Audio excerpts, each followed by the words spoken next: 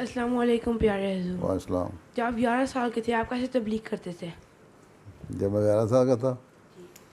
تم 11 سال کے ہو؟ جی. ہمارے احمدیوں میں رہتے تھے, ہم نے کس کو تبلیغ کرنی تھی. میرا ابا میں رہتا تھا, ٹھیک, اور سارے ہم احمدی تھے. ہم یہی کرتے تھے کہ اپنی حالت بہتر کریں, اپنی اصلاح کریں. ہمارے اجلاس ہوتے تھے ہر ہفتے میں, فارالحمدیہ کا اجلاس ہوتا تھا مسجد میں.